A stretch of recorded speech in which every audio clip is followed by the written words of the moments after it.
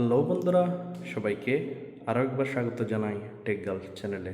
বন্ধুরা, আজকে আমি আপনাদেরকে এই যে প্যানেলটা দেখতেছেন, ডিডিসি প্যানেল, এই প্যানেল সম্পর্কে একটা বিস্তারিত ধারণা দেওয়ার চেষ্টা করব। বন্ধুরা, এর আগেও এই ধরনের আমি অনেক ডিডিসি প্যানেল সম্পর্কে আপনাদেরকে বিস্তারিত ধারণা দেওয়ার চেষ্টা করেছি। সো এক একটা ডিডিসি প্যানেলে এক এক ধরনের কন্ট্রোলার ইউজ করে থাকে। কন্ট্রোলারের উপর ভিত্তি করে এক একটা ডিডিসি প্যানেল দেখতে এক এক ধরনের হলেও সব ডিডিসি প্যানেলের কাজ কিন্তু এক ধরনেরই হয়ে থাকে। আর এই ডিডিসি প্যানেলটা বিল্ডিং ম্যানেজমেন্ট সিস্টেমের জন্য ইউজ করা হয়ে থাকে। ওকে, আর বিল্ডিং ম্যানেজমেন্ট সিস্টেমকে বিল্ডিং অটোমেশন সিস্টেম বলা হয়ে থাকে। ওকে, আর ডিডিসি মানে হলো ডাইরেক্ট ডিজিটাল কন্ট্রোলার। ওকে বন্ধুরা, সো আজকে আমি আপনাদেরকে এখানে যে প্যানেলটা দেখাচ্ছি, এই প্যানেলের মধ্যে যে কন্ট্রোলার এবং মডিউলগুলো ইউজ করা হয়েছে এগুলো হলো সিমেন্স ব্র্যান্ডের। ওকে বন্ধুরা, আর এখানে যে কন্ট্রোলারটা ইউজ করা হয়েছে এটা হলো PXC4E16। ওকে বন্ধুরা, সো প্রথমে যদি আমি আপনাদেরকে এই প্যানেলের যে বিভিন্ন ইকুইপমেন্টগুলো ইউজ করা হয়েছে ওগুলো সম্পর্কে একটা ধারণা দেওয়ার চেষ্টা করব। ওকে বন্ধুরা, সো প্রথমে যদি আমি আপনাদেরকে দেখাই, এটা হলো ইনক্লোজার। ওকে, ইনক্লোজার সাইজ আপনার ডিজাইনের উপর ভিত্তি করে বিভিন্ন ধরনের হতে পারে। ওকে, আর ইনক্লোজারের মধ্যে যে কেবল এন্ট্রির বিষয়টা রয়েছে, কেবল দুইভাবে এন্ট্রি হয়ে থাকে। একটা হলো টপ এন্ট্রি, অর্থাৎ প্যানেলের উপর থেকে কেবল এন্ট্রি করানো হয়ে থাকে, আরেকটা হলো বটম এন্ট্রি। ওকে, এখানে প্যানেলটা হলো বটম এন্ট্রি, অর্থাৎ নিচ দিয়ে কেবল এন্ট্রির জায়গা রয়েছে। ওকে বন্ধুরা, সো এখানে যদি আমি আপনাদেরকে দেখাই, এই পাশে একটা স্লট রয়েছে, এই পাশে আরেকটা স্লট রয়েছে। এই স্লটের মাধ্যমে কেবলগুলা কাট করে কেবলগুলা প্যানেলের ভিতরে এন্ট্রি করানো হয়। ওকে বন্ধুরা, এখানে হাতের ডান পাশে যে কেবলগুলো দেখতেছেন পার্পল কালারের, এগুলো হলো মেন বিএমএস কেবল। আর এখানে হাতের ডান পাশে যে কেবলগুলো আসছে দেখছেন সিঙ্গেল কোরের কেবল, এগুলো হলো পাওয়ারের কেবল। ওকে, এই ডিডিসি প্যানেলটা অপারেট হয়ে থাকে 24 ভোল্টে, কিন্তু 24 ভোল্ট এটা আমরা প্যানেলের মধ্যে এই যে ট্রান্সফরমার দেখতেছেন, এই ট্রান্সফরমারের মাধ্যমে ট্রান্সফার করে 230 ভোল্ট অথবা 240 ভোল্টকে 24 ভোল্টে কনভার্ট করানো হয়ে থাকে। দেন এই 24 ভোল্টটা এখানে ফিউজের মাধ্যমে প্রত্যেকটা কন্ট্রোলার এবং এখানে যে মডিউলগুলোর মধ্যে 24 ভোল্টের পাওয়ার সাপ্লাইয়ের প্রয়োজন রয়েছে ওখানের মধ্যে পাওয়ার সাপ্লাই প্রোভাইড করে থাকে। ওকে, সো প্রথমে যদি আমি আপনাদেরকে দেখাই এই যে পাওয়ার সাপ্লাইটা, প্রথমে এখানে আমাদের যে টিভিগুলো রয়েছে X0 টিভি, ওখানের মধ্যে ইন করানো হবে। দেন এরপর একটা এমসিবি ব্রেকার ইউজ করা হয়েছে, 6 অ্যাম্পিয়ার সিঙ্গেল ফুল এমসিবি ব্রেকার স্নাইডার কোম্পানির। দেন ওখান থেকে 230 ভোল্ট আমাদের এখানে একটা ট্রান্সফরমার রয়েছে, এবং একটা যে সকেট রয়েছে ওখানের মধ্যে পাওয়ার সাপ্লাই প্রোভাইড করবে। ওকে, দেন এখানে আমাদের একটা আর্থিং বার রয়েছে, আর্থিং বারটা ম্যান্ডেটরি, এটা ইউজ করতে হবে। ওকে, দেন এখান থেকে 240 ভোল্টকে 24 ভোল্টে চেঞ্জ করে এই 24 ভোল্টটা এই ফিউজের মধ্যে নিয়ে আসা হবে। ওকে, এখানে নিয়ে আসা হওয়ার পরে এখানে যদি আপনারা দেখেন তাহলে আমাদের 3টা ফিউজ হোল্ডার রয়েছে, প্রত্যেকটা ফিউজ হোল্ডার 2 পোলের। ওকে, F1, F2 এবং F3। ওকে, সো F1 যেটা দেখতেছেন, F1 থেকে 24 ভোল্ট পাওয়ার সাপ্লাই, এই যে কন্ট্রোলার 1 দেখতেছেন এখানে লেখা আছে কন্ট্রোলার 1, ওখানে 24 ভোল্ট পাওয়ার সাপ্লাই প্রোভাইড করা হবে। ওকে, এখানে অলরেডি লেখা আছে F1, ঠিক আছে।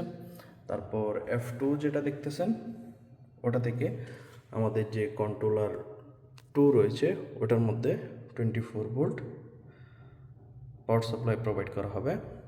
দেন F3 যেটা রয়েছে ওটার মাধ্যমে এই যে এখানে কতগুলো রিমোট মডিউল রয়েছে ওই রিমোট মডিউলগুলোতে পাওয়ার সাপ্লাই প্রোভাইড করা হবে। এখানে দেখেন F3 লেখা আছে। দেন এখানে আমাদের টোটাল 5টা রিমোট মডিউল রয়েছে, 5টার মধ্যে 24 ভোল্টের পাওয়ার সাপ্লাইয়ের প্রয়োজন রয়েছে। সেই জন্য এখানে মেইন ইনকামারটা দিয়ে তারপর এখান থেকে লুপ করে ওকে 5টার মধ্যে পাওয়ার সাপ্লাই প্রোভাইড করা হয়েছে। ওকে বন্ধুরা, আর এখানে যদি আমি আপনাদেরকে দেখাই তাহলে এই পাশে যে টার্মিনালগুলো দেখতেছেন, এই টার্মিনালগুলোর মধ্যে আমাদের ফিল্ড সাইডের কেবল কানেকশন করা হয়ে থাকে। এখানে যদি আপনারা টার্মিনাল দেখেন তাহলে টার্মিনালের যে লেফট সাইডে টার্মিনাল কেবলগুলো রয়েছে, এই কেবলগুলো হলো ইন্টারনাল ওয়্যারিংয়ের মাধ্যমে এই কন্ট্রোলারগুলো দেখতেছেন, এই কন্ট্রোলার থেকে এই কেবলগুলো এই জায়গায় নিয়ে আসা হয়েছে। ওকে, এবং এই যে টার্মিনালের ডান পাশে যে কেবলগুলো দেখতেছেন, এই কেবলগুলো হলো ফিল্ড সাইড থেকে নিয়ে এসে এখানে কানেক্ট করা হয়েছে। আর এখানে কানেক্ট করা হয়েছে ডিজাইন অর্থাৎ আমাদের যে প্যানেল ওয়ারিং ডায়াগ্রাম রয়েছে ওটার হিসেবে।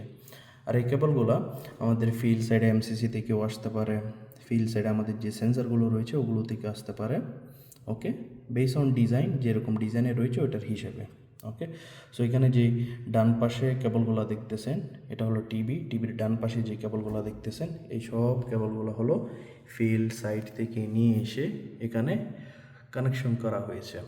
ওকে, আর এখানে এটা টিভির যে বাম পাশের কেবলগুলো দেখতেছেন, ওকে, এই সবগুলা কেবল আমাদের যে কন্ট্রোলারগুলো আমরা ইউজ করেছি, কন্ট্রোলার প্লাস আমাদের যে মডিউলগুলো ইউজ করেছি, ওকে, ওখান থেকে এখানে নিয়ে এসে কানেকশন করা হয়েছে। এগুলো সবগুলো হলো ইন্টারনাল ওয়্যারিং। ওকে, এই যে এখানে দেখতেছেন। তারপর এখানে যদি আমরা দেখাই টিএক্সএন মডিউল, তারপর আমাদের রিমোট মডিউল, সবগুলার কেবল ওকে আমাদের এই যে টিভি দেখতেছেন টিভির বাম পাশে নিয়ে এসে কানেকশন করা হয়ে থাকে। দেন এই টিভির ডান পাশে আমরা ফিল্ড সাইডের কেবলগুলো কানেকশন করি। সো বন্ধুরা, এইভাবে কেন করা হয়ে থাকে? কারণ হলো ফিল্ড সাইডের কেবলগুলা আমরা যদি ডাইরেক্ট এই কন্ট্রোলার তারপরে এই টিএক্সএম মডিউল যে টার্মিনালগুলো রয়েছে ওগুলোর মধ্যে কানেকশন করি, অনেক সময় আমাদের এই কেবল এই কন্ট্রোলারগুলো ড্যামেজ হওয়ার সম্ভাবনা থাকে।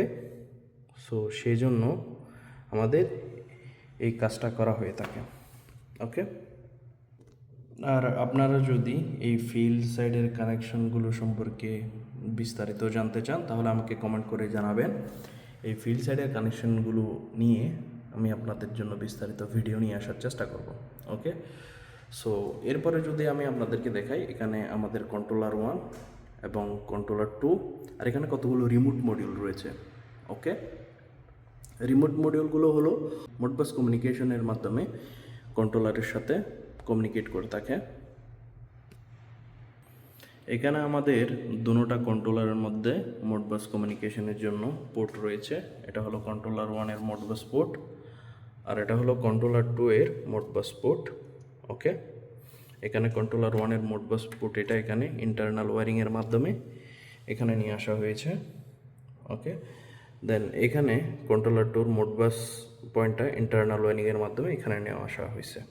ওকে, আর এখানে যে রিমোট মডিউলগুলো দেখতেছেন ওগুলো ডিজাইনের হিসেবে সবগুলা এখানে একটার সাথে একটা, এই যে দেখতেছেন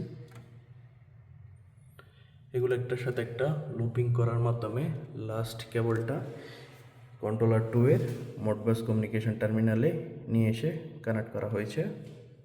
অর্থাৎ এই যে 5টা মডিউল দেখতেছেন এই 5টা মডিউল এই কন্ট্রোলার 2 এর সাথে কমিউনিকেট করবে। ওকে বন্ধুরা, এখানে যদি আমি আপনাদেরকে একটু কন্ট্রোলার সম্পর্কে বিস্তারিত ধারণা দেওয়ার চেষ্টা করি তাহলে এই যে কন্ট্রোলারটা দেখতেছেন এখানের মধ্যে আমাদের 2টা ইথারনেট পোর্ট রয়েছে। ওকে, ইথারনেট পোর্টের মাধ্যমে আমাদের সবগুলা ডিডিসিকে একটা নেটওয়ার্ক সিস্টেমের মধ্যে নিয়ে আসা হবে। তারপর এখানে একটা ক্যানেক্স পোর্ট রয়েছে। ওকে, তারপর এখানে আমাদের এটা হলো পাওয়ার সাপ্লাইয়ের জন্য 24 ভোল্টের। তারপর এখানে আমাদের 12টা ইনপুট আউটপুট টার্মিনাল রয়েছে। এটা হলো ইউনিভার্সাল ইনপুট আউটপুট। এখানে দেখেন U1 থেকে U12 পর্যন্ত টোটাল 12টা আমাদের ইউনিভার্সাল ইনপুট আউটপুট টার্মিনাল রয়েছে। ওকে, দেন এই পাশে এটা হলো আমাদের মোডবাস কমিউনিকেশন এর একটা পোর্ট টার্মিনাল রয়েছে। দেন এরপরে এখানে আমাদের 4টা ডিজিটাল আউটপুট, যেটাকে আমরা রিলে আউটপুটও বলে থাকি, ওটার জন্য টার্মিনাল রয়েছে। ওকে বন্ধুরা, সো এই যে টার্মিনালগুলো দেখতেছেন, এটা এই মেইন কন্ট্রোলারের সাথে ইন্টারনাল থাকে। দেন এর সাথে আমরা আমাদের ডিজাইন অনুযায়ী আমরা টিএক্সএম মডিউল অ্যাড করতে পারি। এখানে 2টা টিএক্সএম মডিউল অ্যাড করা হয়েছে, একটা হলো TXM1 16D আর একটা হলো TXM1 6R রিলে আউটপুট। ওকে বন্ধুরা, সো এই TXM মডিউল আর এই কন্ট্রোলারটা ইন্টারনালভাবে একটার সাথে একটা কমিউনিকেশন করে থাকে। বন্ধুরা, কন্ট্রোলার 1-এ যেভাবে আমাদের অনেকগুলা ইনপুট আউটপুটের টার্মিনাল রয়েছে, সেম আমাদের কন্ট্রোলার 2-এর মধ্যেও এই একই ধরনের 24 ভোল্ট পাওয়ার সাপ্লাই ক্যানএক্স, তারপর আমাদের 12টা ইউনিভার্সাল ইনপুট আউটপুট প্রোভিশন, তারপর আমাদের 4টা রিলে আউটপুট, একটা মোডবাস কমিউনিকেশন টার্মিনাল। সো আমাদের কন্ট্রোলার 1-এর মতো কন্ট্রোলার 2-এও সেম জিনিসগুলো রয়েছে। তারপর আমরা আমাদের ডিজাইনের হিসাবে এই কন্ট্রোলার 2-এর মধ্যে আমরা 3টা টিএক্সএম মডিউল অ্যাড করেছি। যদি আমি আপনাদেরকে দেখাই, দেখেন 8D, এরপরটা হলো 6R, এরপরটাও 6R। টোটাল আমরা কন্ট্রোলার 2-এর মধ্যে 3টা টিএক্সএম মডিউল অ্যাড করেছি, আর কন্ট্রোলার 1-এর মধ্যে 2টা টিএক্সএম মডিউল অ্যাড করেছি। ওকে, তারপর যদি একটু এখানে আমি আপনাদেরকে রিমোট মডিউল দেখাতে যাই, তাহলে রিমোট মডিউলটা হলো EM180D, অর্থাৎ এটা ডিজিটাল ইনপুটের জন্য ইউজ করা হয়েছে। আর এটার মধ্যে আমরা টোটাল 4টা ডিজিটাল ইনপুট পয়েন্ট নিতে পারবো। ওকে, এখানে দেওয়া আছে D1, D2, D3 এরকম করে D8 পর্যন্ত। সো প্রত্যেকটা রিমোট মডিউল আমাদের 80D। ওকে বন্ধুরা, অর্থাৎ এই প্রত্যেকটা যে রিমোট মডিউল রয়েছে ওগুলো আমরা ডিজিটাল ইনপুটের জন্য ইউজ করে থাকি। ওকে বন্ধুরা, সো বন্ধুরা, আপনাদের যদি এই ডিডিসি প্যানেল সম্পর্কে কোনো প্রশ্ন থেকে থাকে তাহলে আমাকে জানাবেন, আমি আপনাদের জন্য বিস্তারিত আপনাদের প্রশ্নের আনসার নিয়ে আসার চেষ্টা করব। ওকে, আর আপনারা বিল্ডিং ম্যানেজমেন্ট সিস্টেম সম্পর্কে যদি জ্ঞান লাভ করতে চান তাহলে আমার চ্যানেলকে সাবস্ক্রাইব করে আমার সাথে থাকার জন্য অনুরোধ জানাচ্ছি। ধন্যবাদ।